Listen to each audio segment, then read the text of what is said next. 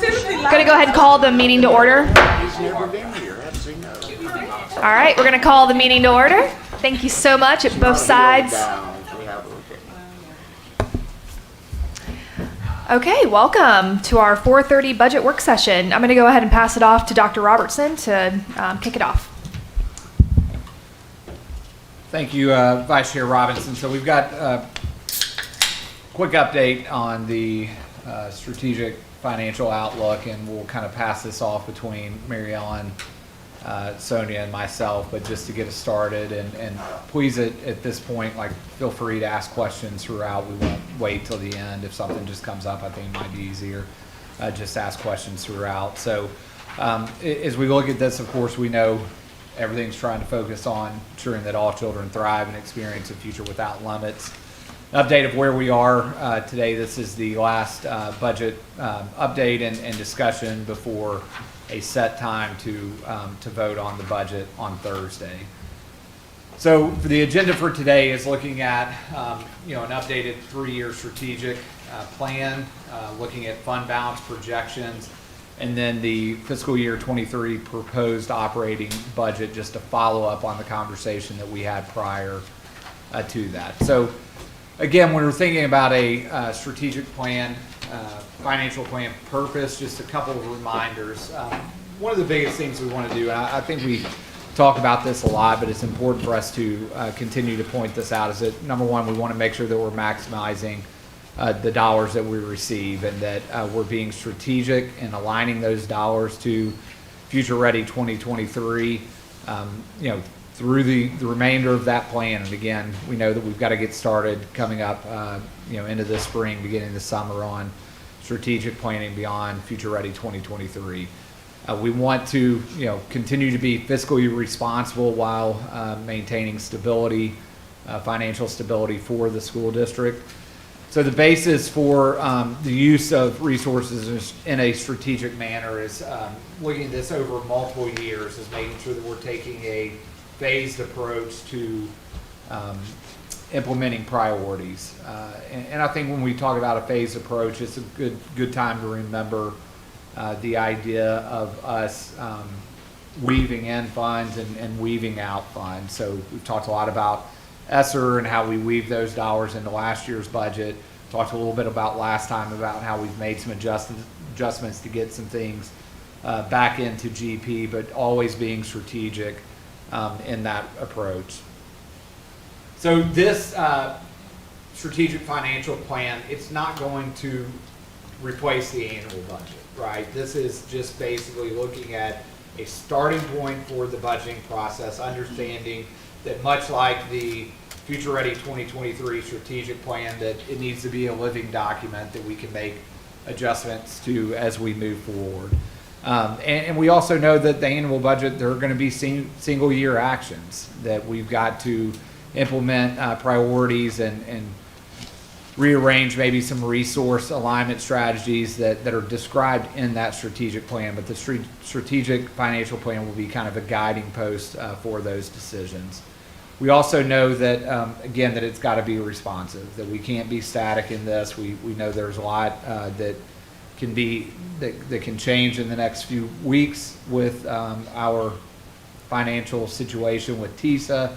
We know that every day we hear about different grants and opportunities that come forward, so we need to make sure that we're being flexible and strategic and not remaining static with this plan. So I'll turn it over to Mary Ellen to talk a little bit about some of the projections from this strategic financial plan. Good afternoon. As Justin said, looking at the strategic plan is in our 3-year budget, kind of trying to have that in mind as we think ahead. And I think as we presented our budget, you heard that as we're talking about the braiding and blending and thinking about ESSER, we still have funds for 23 and 24, and keeping those in mind as we work through and figure out how those are going to play into the plans. Plus, obviously watching what's going on with the legislature, and TISA is kind of one of the big factors, watching what that's going to impact and how that might impact the future. And so we've made a set of assumptions that we'll kind of hit a few of those as we walk through some more detail. But again, even with this year's budget, we know it's not 100% accurate because there's still a lot of unknowns that we're waiting to see. And then, but, during the year, we do bring amendments as things change, especially for grant fundings. We know that those, we don't even have our final estimates for some of those numbers when we bring them and get into the start of the year. Some of those get awarded during the year. So we do look at future and historical information as we look at developing our projections plus economic conditions. Obviously, we know that there's inflation is going on, and trying to figure out how that plays into especially sales tax. There's a lot of variability in that, and trying to determine what the impact for that will be. And then obviously legislation is a huge impact on part of our numbers. So I always try to bring in some information just looking at some economic projections. And it does seem like they're expecting consumer spending to continue, although, I guess we'll see what really happens, especially with gas prices so high. But I did pull this quote, kind of just looking at what they're expecting from consumer spending, which, since sales tax is a good portion of our budget from the county, understanding that's important. Hey, Mary Ellen, Yep. would you mind just to speak a little closer into the mic? Sure. Thank you. Yep. Okay, so looking at revenue assumptions, and I'll show you a detailed slide next, but we've shown that for 24, the BEP would come out and TISA would go in to replace that. So we've projected that based on what the Department of Education provided us, the most recent projection they provided us, and what that would look like. And that does project $46 million additional dollars coming in. Now, with that does include the share for charter schools, so that does increase our expenses. But that's what we've projected in looking at the future for the 24 budget. We've projected local property tax to go up 2% a year. As we mentioned, that's what we use for this year's projections, and then sales tax at 3% a year. So I think that's, obviously we've seen much faster growth the last 2 years, but we feel like 3% seems like a reasonable estimate for future years. So this slide shows kind of what we're looking at. And again, we took those assumptions into account. So you see the big increase for fiscal year 24. Looking at the TISA for 25, so they provided several years of TISA projections. The 24 to 25 change was about 3%. So basically, overall, it's about a 3% increase in revenue from 24 to 25. Any questions? Yep. I did just have a quick question. Okay. Why do you show like a very slight dip in 2023's proposed versus 2022? Right, so 22 has, that includes state grants, where we've gotten additional state grants for some, and again, I those gotcha. may go up in 23, but based on what we've got in the budget. Okay. So we put the Yeah. initial budgets in. Got it. Any other questions on the revenue? That's a big increase, so that's mostly about what you see the increase in the state. Switching from BEP to TISA, yep. Yes. So 448 to 515, that's the biggest jump we've had in years. That's a good point. I am curious, like, historically, do you know when we've had a jump like that, if ever? Okay. A big question has been what's going to happen year 3, 4, 5 with TISA. So if we are anticipating within the next few years this one-time large growth, how much of that becomes a spending plan versus a formula? Like, how much of this do you anticipate, right? And it hasn't passed, and there's been a lot of conversation, I know, but as we look at these projections, what kind of known unknowns do we have on how mandated this spending will be for this additional 20-something? I know in one of the recent amendments, it didn't state you had to, but there was like encouragement to look at the nursing and counselor ratios. So there are some things like that. That is one of the things that I've been concerned about, is what other things are they going to kind of put on around as guardrails to direct our spending. So I think that's definitely something. And the way I've done the projections, really looking at 24, we wouldn't spend all of it in one, especially not for ongoing, because I think we really need to think about where we're making those investments. And we have, you'll see, and Dr. Stewart will talk about some of the places we would think our initial investment would go. Okay. But I do think we need to carefully think about that, especially if the future years, it looks like about $3 million increase a year. So that's 3% is not 3% is not very much, Right. won't hold for long Right. with inflation. Right. Okay, thanks. I'm going to turn over to Dr. Stewart to talk about the expenditure projections. Okay, so these next few slides are just aligned to our strategic plan. I think I'm on, there we go. Just aligned to our strategic plan and kind of the big buckets of where we think this money, is headed. Under Accelerate Student Achievement, much of what's there are the things that you'd expect, right? We're going to continue to focus on high-quality instructional materials and the PD that we need to support it. I think we've certainly come out of a season where we, the literacy adoption with all the PD support, we've certainly got some traction and can certainly look at that as a effective strategy that we've done well. I think that second bullet there is around that summer learning and tutoring support. Again, we will be continually giving you guys updates on that, but we know that Summer Reach over the last 2 years has really provided us some of the supports that we need for some of our kids. Same with the after-school tutoring. I think I heard from Dr. Parker just this year with 18,000 kids that have participated in STEP. That's about 40% of the district that's engaging in that, and we're seeing that that's going to be something we're going to want to continue to maintain. On the Future Ready student piece, you guys have heard us talk a little bit about the middle school redesign and the high school redesign. I think the middle school, you guys have heard us talk specifically about really that connection and belonging piece, that increase in personalization in our middle school spaces that leads to the academic learning. And then in the high school programming, I think a lot of what you'll see there is around the opportunity and access, and then also doubling down on some of our Future Ready pathways and making sure that we have those pathways shored up and that we're continuing to look at quality there. We're committed to maintaining the high expense that we've done with our technology and maintaining that over time, so that'll happen, as well as those pathway opportunities. The last bullet there is something that we're just developing right now, is this portrait of a graduate. When we look at a student at the end of their time with Hamilton County, let's look backwards and create some stronger benchmarks. Specifically, what we're wanting to benchmark around is around that ACT space. There's some really good tools out there about fourth grade projection. If a kid is in a certain space in fourth grade, what do you project their ACT to be? And then what strategies could you put in place to see that grow over time? And then a 7th, 8th grade assessment. Really helping schools, helping our K-12 continuum to look at the graduate, not just at that high school level, but really pushing that down so that we're all taking collective responsibility of our kids. Hey, Yep. Dr. Stewart, let me ask you one quick question. I Sure. don't ask y'all yet.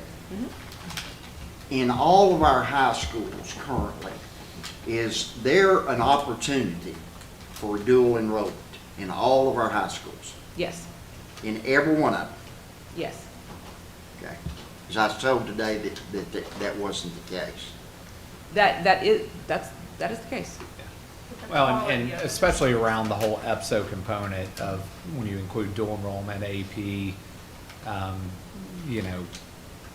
all those other direct or options for EPSOs, they're definitely available in each high school.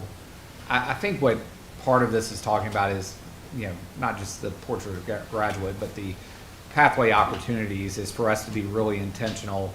And the example we keep using is, we'll open the construction workforce center at Garber this fall. I was just on a call today about that with the mayors, and it's moving along nicely, and talking about even the possibility of expanding that, but utilizing, that same model to do a different type of program at a different location. Maybe there's a technology center, right?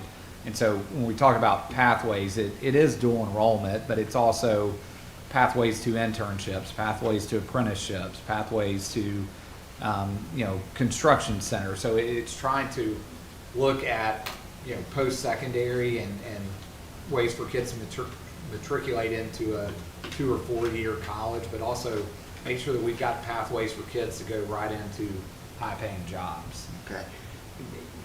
So you're speaking, I think I hear you speaking kind of specifically to the future ready opportunities. It's not just future ready. I think we've got to expand beyond that. So if I'm a Brainerd High School student and I want to spend part of my day at Brainerd High School, I can also spend part of my day at Chatstead.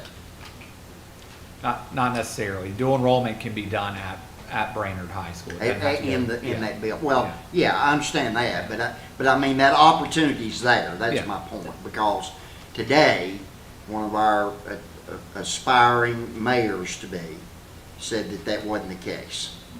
And I didn't know enough to challenge that, but I thought that was the case, but that's the reason I asked that question now. So you're telling me, because we need to straighten this person out. Well, but we also need to make sure we understand what, like, a lot of people will say dual enrollment, and are they talking specifically just about dual enrollment, or are they talking about AP? What exactly is? I think the what they person were trying to say? referring to is high school credit and credits at Chat State. That was the conversation. Speaking directly about Brainerd, thank you. Yeah, and they specifically mentioned Brainerd High School, and I thought, well, I think that's not true. I think they do have that opportunity. So you verified that. Yeah. They do have that opportunity. Mrs. Jones? I was just going to say, if they had asked the school board member for Brainerd, I would have been able to tell them that. However, I do want to say this as well to my counterparts on the dais and those that are not here. We've been in these political forums before. What I am seeing this time around is that there are a lot of people who think they know what Hamilton County Schools does, and they do not. And we've seen that, right? And we've heard that, like you said, and like they want to bring vocation back, but it's in the Future Ready Institutes. I mean, it didn't leave. And so you have to, I just want us just to remember that, because I know we get protective. And Joe's right, sometimes we don't know all the answers. But in the grand scheme of things, people speak because they hear the lingo and it sounds well. And most people hear dual enrollment and they think, enrolled at CSA taking freshman English. That's right. That's what they think. That's They right. think that one track That's because right. some people think just college preparatory. So they think that general track.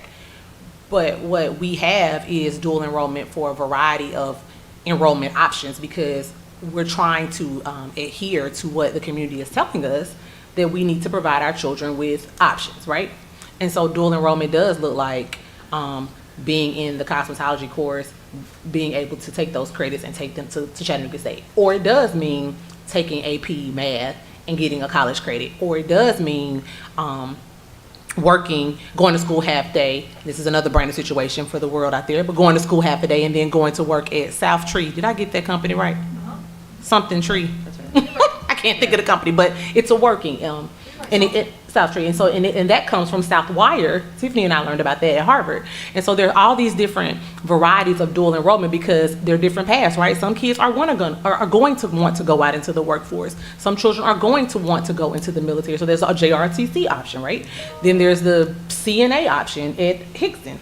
So there's all these varieties of things. People, this is not to us per se, but I just want people to understand that it looks a lot of different ways because we're trying to accommodate everyone who has shared with us community-wise what they feel are options for their children, and we're trying to provide that. And it is frustrating, case in point to Mr. Smith, it is very frustrating because we're hearing you and we're listening to you and we're providing these opportunities, and yet and still we don't do these things. And so it's very frustrating. So I had to just get out my soapbox because it's very frustrating because we do and are doing these things. If people just take the time to learn and not use the work that we've worked very hard to achieve as a platform. Yeah, I'd love to add to that too. I think that's a really important point. And one of the things that I think is really distinctly different about a Future Ready Institute versus the old school voc ed is that children who come through Future Ready Institutes are still college prepared. Mm-hmm. They can choose to go straight into a vocation, but the way we've designed Future Ready Institutes, they still have the prerequisites to go straight on into a 2 or a 4-year college. So it's the notion that they could do both, right? We want to make sure when they graduate, they have a choice for whatever it is that they want to go into.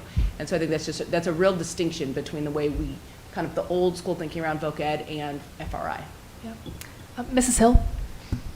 Thank you. Just one thing to add to the conversation about the variety of early post-secondary opportunities within our schools that I've talked with the team about after I had read my budget book and studied it and written down my questions was about the quality of the programming that we're offering.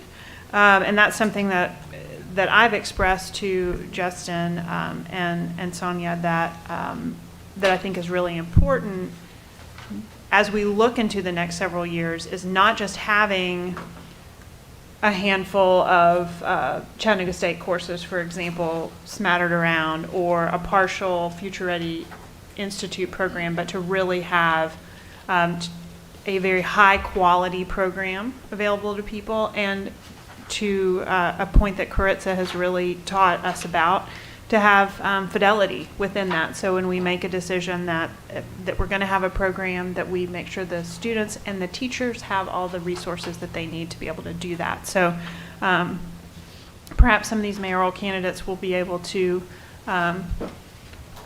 add to the quality of the work that's happening in Hamilton County. Though I won't be surprised if they all want to put their name on, give it a new clever name or something, but. I think that's a really important point. I can think about, those conversations around increased opportunities, right? But it's also increased quality in the opportunities. We are at a place where we're, in our 4th year of FRI, we should be looking at the quality as well as the expansion, and I think that's an important part of where we're heading. All right. So great teachers, great leaders. Maybe. The top priority for this board that you guys have all articulated to us is the ability for us to maintain that competitive compensation for all staff. You guys have articulated what we're hoping to see in this budget, what we're committing to in this budget, and as additional revenues are provided, you've asked us to consider even more of that, so you'll see that. The differentiated compensation efforts, many of you brought that up in our one-on-ones with you. We certainly have heard it from the community that this is a priority that we'd like to see maintained. And so hoping to continue to look for ways to fund that outside of the grant.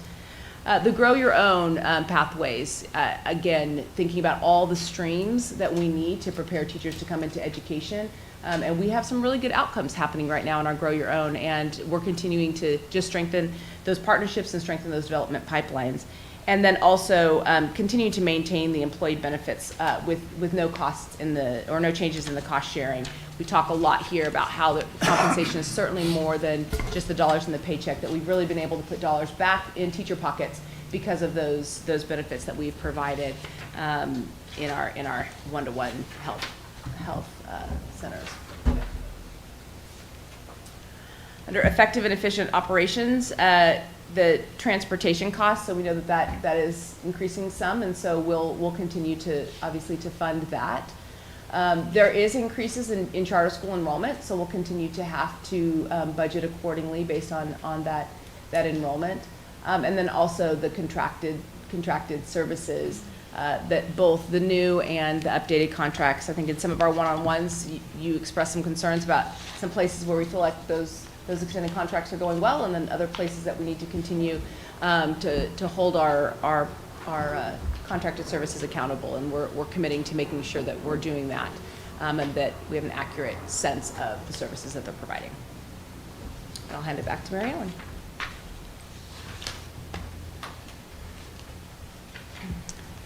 So with those priorities in mind, we've tried to take a stab at making a projection for expenditures, and obviously there's a lot of details to work out behind this. So this is kind of just a high level picture of what it could look like, focusing with those priorities. And I think one point that I think about when we're talking about the fidelity to making investments, I think what happens a lot, we make decisions. We don't always connect funding to those decisions, and I think that's a really important part of the budgeting process, is if we're going to make a decision, we need to fund it appropriately to do it well. So thinking as we do that, so I think that's with the new investment from TISA, we really need to think as we make those things and not just start throwing the money around, is really tie them into the priorities. And I think with our new strategic plan coming up that we'll be working on, I think that's a good time to keep those aligned. So you can see that salaries continues to be the most significant part of the budget. And we have, again, focused what we kind of see in 24 and 25 would be putting a differentiated comp into GP. We've had that from ESSER. And then also looking at continuing the competitive compensation, and then corresponding increases in the benefits to match that. Again, it's just an estimate, and I can cover any details, but it's just to show. And if you look at the amounts, it's not as much as the revenue increase, because we want to make sure we do that, and especially those base commitments that we make. So I think that we'll have some fund balance, and then we'll continue to make the decisions that we've been doing, where we take that as one-time money and make decisions to invest in facilities or other things that are one-time investments. I think with the ESSER, it's been a good thing to let us have some opportunities to pilot different programs. And I think that's, as we go forward, think about those things. What are things that we could try out in smaller ways, and then look at then how you fund those on an ongoing basis. So any questions on any of the expenditure discussions? Sorry, can we Yeah. pause it for? Did anyone have any questions about that slide? Okay, I did. Okay. I was curious. So I'm looking at the colors. It looks like we've obviously got like a lower amount budgeted for hardware, software, and equipment and maintenance and repairs for fiscal year 2023. How are we feeling about that? And are we? So I think Do we we've feel okay been about- using some of the grant funding for that, Okay. but then we do bump it up for 24. Okay, So I looking gotcha. at doing the one-to-one. And then the all replacement. other in 24 and 25 is pretty significantly higher than what it has been. Is that all other bucket? Is that because of like the TISA formula and what it's, how Yeah, it's so like, that was how it's looking like at some of the ranking? priorities, so looking at, and again, it could be in different categories, so just trying to look at, I don't think some of the things that I was thinking was down there was, so looking at the instructional materials, Yeah. so that would be in there. Okay. And then professional development. Okay. So those are the kind of some of the big things, and again, the actual categories, but that was where I kind of focused, was Okay. salaries in that category, and some hardware. Okay. All right. Thanks. Oh, and Mrs. Hill. Thank you. I actually had a question about the maintenance repairs Mhm. also. Am I correct that the 22 gray maintenance repairs is larger because of the 30 million that we put toward the Tyner build? The 22, we set aside funds for, so part of it was, we put in the, I think, 3.9 million for the HVAC for Mhm. CCA. Mm-hmm. I think when the 22 capture all of the allocated fund balance Right. that we put forward, so there was the CCA building repair, there was $1 million that we put into painting beyond the 3 million that we typically do, and then Bus parking. the $1 million for the And, bus parking. and then we have a request in this budget, so that combines all of those. So those are the transfers to the capital maintenance budget Mhm. for various projects. So as I think about how we might use this as a projection document, what I don't see is that this administration is thinking about making significant investments on an ongoing basis in our facilities. Am I understanding you correctly?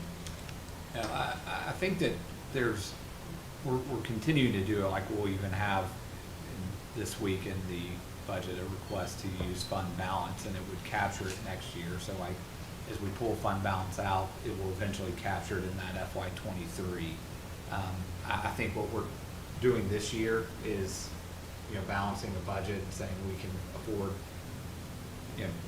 20, or afford 3 million to go into capital projects, knowing that as fund balance stays healthy, that we're going to spend more than that. And that's really been a practice that this board has done for a number of years. It has been the practice, and so I raised the question, is that the best way for us to project multiple years out? Because what it effectively becomes is, we know we have X number of projects, X $100 million worth of projects, and we're going to get to it if we have the extra money, right? That's really how we've done it. We've been able to fix certain things if we have the extra money. And for a while, we had budgeted even more conservatively on what our anticipated revenue would be. Therefore, we'd had more savings at the end of the year and more money in our savings account. Now we budget a little more accurately on what we anticipate our revenue will be.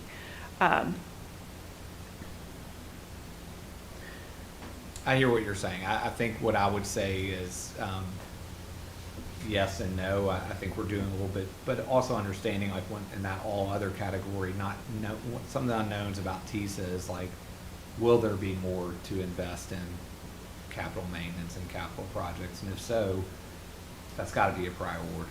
I also think that part of, again, that's part of that strategic planning that you and I have talked about quite a bit about our next steps with that. There are some other strategies that we need to consider as we move forward. Yeah. And that might then inform Right. a more specific multi-year plan. I mean, in the same way that in the county or in the municipal space, you have to set money aside year after year to save up enough money to do a massive sewer project, right? That once, I'm very hopeful that after the election, and I know it won't be on this body after that, but that after the election, that there will be a small working group that incorporates people from the school board, from our administration, from the county mayor's office, and the county mayor and commission to come together to really create a recommendation of a plan for how to take our MGT report, pair it with financial resources, and deliver a timeline and a funding mechanism that then this body can review and the county commission can review. I think that's how we're going to see real progress made toward it versus us all, saying, well, you said and they said, and we need people working together quietly. And when I say quietly, I don't mean not in the sunshine, but I mean like not with 9 people all with a mic. I mean with 6 people and nobody has a mic, they just work. Press can be wherever they want to be. Because as I see this graph, it isn't as useful to me as I'd like it to be. I'd really like to be seeing some more specific things, like to take a goal of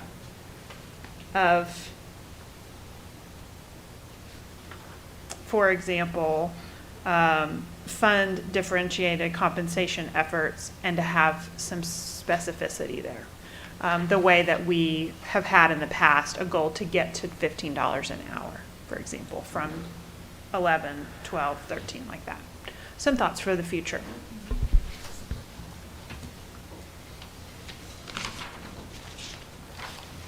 Okay, so then we'll move on to the fund balance projections. And I will say, again, this is looking at it from kind of carrying on business, but I do agree that as we develop the budgets, and I think the way that we've been working in our office is to, basically, because sometimes in the budgets, they're just numbers, they've been the same number for years, like really what is number, and I think, again, coming with, like, here's what it's been, here's what it could be, here's what is the best practice, and those are goals, and having stretch goals, and so understanding that's something like that, here's what it costs to do all these things, and we're looking at that compensation, I think, with getting that facilities plan together, rather than just always just what can we throw it, or what, comes up and something needs an emergency action, that we have to take care of stuff, versus a plan to do that, so. So on the fund balance projections, again, trying to maintain the right balance of, the safety net, but also making sure you're not just continuing to build the fund balance, because then you're not investing in taking care of those things. And I know that as we've had discussions with various people during the TISA conversation, we're talking about some of those things and understanding that, where you put your investments is really important in thinking about, especially those things where it takes time to save up the money to replace a building, and how do you can't build that just into an annual budget to replace a building, but how do you build those things? So we do see the fund balance growing this year, and again, part of that's intentional with us getting some relief in the GP budget with some of the ESSER and other grant funding, that we wanted to kind of give ourselves some cushion for future years, so if that maybe that we have to advance fund something before the budget catches up, so we want to continue on with that. And we thought like this year we would have to do deferred compensation. We were able to continue that another year in ESSER, but if we'd had to cover that this year, we might have used fund balance kind of to balance the budget, to kind of give us that transition, have a slower transition away from ESSER. But what we see in the unassigned fund balance would be above, $36 million above the state mandated minimum of 3%, which gives a 1 month of cash flow kind of just sitting in the bank, which I feel is a good best practice. And then of course, when we do have an unassigned fund balance, we have the opportunity to bring that forth, and you'll see that in our request this week. And so, again, it's keeping a fairly stable fund balance. So the unassigned, kind of up and down, is kind of staying right in the same line with the projections. And sometimes there'll be timing differences, just from when bills come in. It could shift from year to year, but trying to keep kind of a stable fund balance. I was curious if the TISA formula now requires a different way that we look at the fund balance, like, I haven't seen anything. of it. okay, Shannon, have you seen it? cool, okay, good. No news is good news.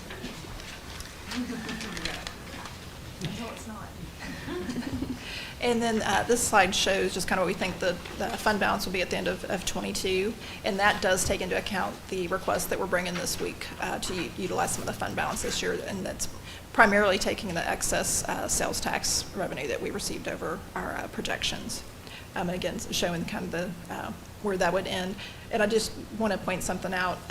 So you'll see on the fund balance projection, the third line down, this retiree hybrid stabilization, that's a new line that's showing up in our fund balance. So basically what happens is we initially expense a contribution to TCRS, and then at the end of the year they look at kind of where our numbers are, and we sort of get it back, but then we have to set it aside for future years when there might be dip years in the retirement. So that was a new, when you see the final 21 audited statements, that'll be a new number, and it's been about $3 million a year, so we just projected that to be an increase in that. So that's part of the reason the fund balance is growing. That's not increasing the unassigned, it's just kind of setting aside the restricted for the TCRS. So just make sure that so the number is a lot higher than it has been in the past, but it's because of that kind of return of funds that we've made from that investment. So I changed it so you can kind of just see where the unassigned fund balance is. 49 to 50, and we've kind of bounced around between 40 to 50 for the past few years. And so it's kind of, if you look at the previous slide, you'll kind of see it's to kind of stay in the same range. So again, I think that's just trying to give context for, and again, with TISA coming, I think there's a lot of opportunity, but we want to be very strategic in how we're thinking about, it's just not get money burning a hole in our pocket, because there's all sorts of things we could spend it on, is trying to spend it on the right things to really help our students thrive. So I think now we really just want to go back and look at the actual 23 proposed budget.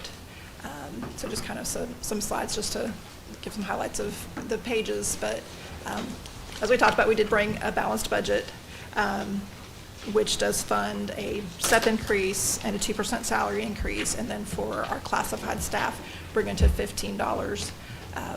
We are still working with school nutrition. The current proposal has them at 13, but we're working on some possibilities to bump to 15. So I think we're still working through some of those right now. So are there any follow-up questions? I know we've discussed a lot of things in individual meetings, but wanted to see if anybody had any additional questions after studying it thoroughly over spring break, I'm sure.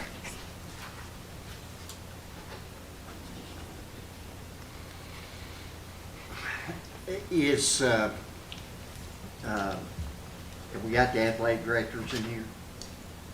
It's in the proposed budget, and it's on the board agenda for approval Thursday night. Okay. All the positions that were new requests that we went over are included in this proposal. Okay. And then, I need to turn myself on, I guess. That would be- Sherry yeah. always gets on to me. Yes, Am I on? No, click your button, click the green. no, he's on, his mic is Okay, on. I'm He sorry. wanted to speak into it, please. Sherry always texts me, speak into the dadgum mic. Yes, ma'am.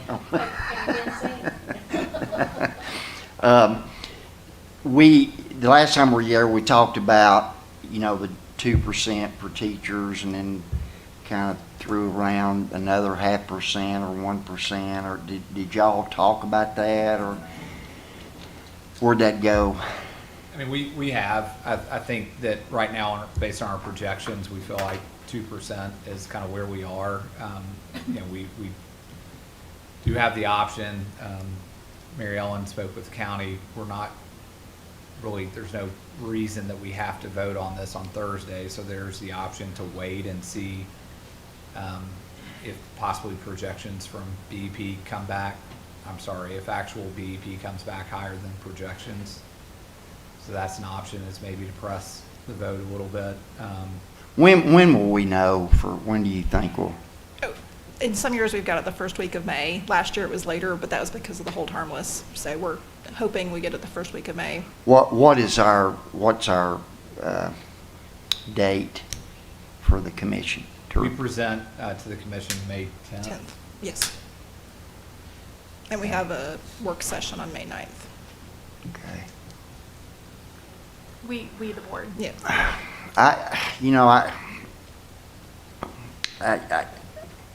I sure wish we could do that. I just do. And I appreciate what Dr. Stewart shared with us last time. Do you remember that number that you gave us last time about? 17%, that we've made a 17% increase since 2013 and a Yeah. 10% increase in the last 4 years. Yeah, yeah. Which is compelling. I get it. I get it. Man, these guys, there's no way I think I could be a teacher with what they're tasked to do, you know. They have to be the parent, the disciplinarian, the counselor. They got to be all those things. And then somewhere along the line, they get to teach a little bit sometimes. And we talked about, giving them that one-time bonus, and after talking to teachers, they all said they'd rather see that in the context of a raise, or at least the ones that I talked to. So maybe I'm just hoping against hope, but I would almost like to see us, if we could, delay until we know exactly what the state is going to do, and then maybe we could do another 0.5% or 1%. I mean, it's just me. I'm just one of 9. I get it, but and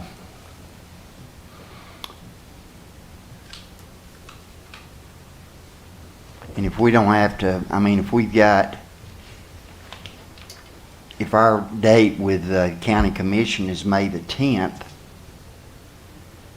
and then if we know by May the 1st, then that gives us a little wiggle room to figure something out, doesn't it?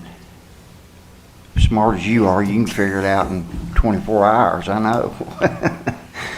So anyway, that's just my 2 cents worth. Mrs. Hill? Help us understand any anticipated windfall we might expect by May 1. Because How I know there's much other movement? legislative things that I think they might have had some legislation. I was looking at Shannon and trying to remember if there was some stuff on nurses and counselors this year in the budget. So there could be various legislation that impacts the BEP calculation. And then, because it was based on the governor's bill, and I don't know if they've done any changes. I think they've been so focused on T's. I haven't seen anything about BEP other than some of those individual. I'm trying to think if you've seen anything. Nothing that's coming. Yeah. Okay, so there's not an anticipated large windfall. It's just if they, because I did a best case estimate on my calculation. So if they, Okay. put in the numbers differently than I did, it could result in an For enrollment, increase. it's a little bit higher than Yeah. what we projected it at, so, but it's not, again, what is it, 2.9 million for 1%? Oh, yeah. 2.9 million for 1%, and that includes the Benefits. additional cost for the steps, okay. So, I don't think, there might be enough that we've misprojected that could do like 0.5% Right. more. Mhm. But it's gonna be a stretch to get 3 million more than what we're projecting. Okay, thanks for that clarification. Mr. Walker? I agree with Joe. What is the drop dead date that we can do what we can do? And I think that's what we're talking about. But I'm not opposed to, pushing as far as we can push it to get everything we can get on the projection. So for whatever that's worth, I'm in for going as long as we can before we ask for their blessing.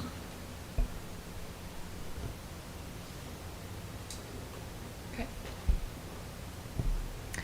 I'll also chime in on this. I would also be very open to delaying this vote as well. Jenny's question, I also asked that question in our one-on-ones, and so knew that the idea of getting to a whole percent would be really difficult. We might be at a 0.5% at best, but I will speak what I shared with the administration in my one-on-one. And, and I recognize this may not be popular, so I'm just going to go ahead and preface that. I might get backlash, but I do actually think it'd be really interesting to interesting to consider delaying this vote and considering putting that overage of funds toward our hourly employees. You know, when I think about moving our cafeteria workers up from $12 to $15 an hour, that's great, but my goodness, there are restaurants that are paying higher than that. When I think about our SACC staff that, you know, are going to be making $15 an hour, that's great, but the reality is, like, does it really move the needle in retaining the people that we need the most? And our education assistants are no doubt in that same bucket.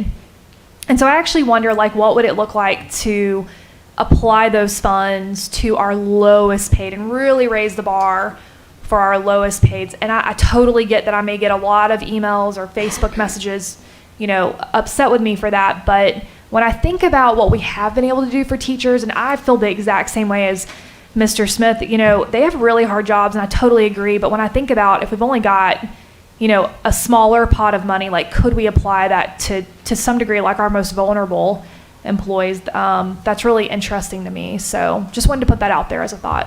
So. Before it goes to the media, just make sure SACC's at $13 an hour, not 15. They're going to 13.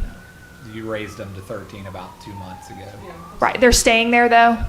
Well, I just didn't want you to get a bunch of emails like promising $15 an hour. well, I mean, I think it'd be interesting to move them to $15 an hour. I mean, I pay my babysitter $20 an hour. I'm just being very real here. So I know, actually, you know what? I'm gonna be very honest. She makes like probably $30 an hour. Yeah, I know. No, it's not a volunteer job. It's paid. But my point is that Jenny and I were talking about housing before the meeting started because of her role in city council and my role in the real estate world here. How in God's name these people afford to even live on $13, $15 an hour? I don't know how they do it. And that's just me being very honest and vulnerable. So I don't know. I know that we need to really try to help everyone across the board. Everyone's in a really tough spot, but man, it'd be great to really increase and make the hardship that we have of finding people for those roles a whole lot easier. So, Jenny. I appreciate that point, and I've been thinking about Rhonda's idea about how might our lowest paid staff receive a pay increase that is meaningful to them when it comes to a living wage. I think that your suggestion is interesting. Also, I'll just circle us back to this budget projection document, and that one of the things that right after maintaining competitive compensation for staff, this is on page 15 of the presentation we just had, was funding differentiated compensation efforts. And I could see that also being a place where if we were going to dedicate additional dollars to compensation, we could see significant impact using that money in that way. Because, for example, if we have differentiated compensation in our partnership schools, for example, and maintaining that or increasing that funding to help ensure a highly qualified staff there in some of our more difficult classrooms, that could have a huge impact. You know, if a teacher there could make $3,000-$4,000 more than they could at a lower stress position somewhere else, that's interesting too. It meets a different need than a how do I pay for rent and gas, and they're all important. So if this board does decide to hold the vote, I would personally love to see some options. You know, an A, B, or C. We could do this, this, or this, and really to see what does a 0.5% increase for everybody equate to. You know, if I'm at a starting salary in the 40s, what does that look like coming home to me? How does that affect, you know, my livelihood versus somebody that's an hourly worker versus what we could do with differentiated compensation or a combination thereof. So perhaps, Madam Chair, we should call for the question as to whether to hold the vote. We can't vote today. We cannot vote today at all, so we would need to make an amendment tomorrow night. Okay. Thursday. Thursday. Yep. Jet lag brain. Nope.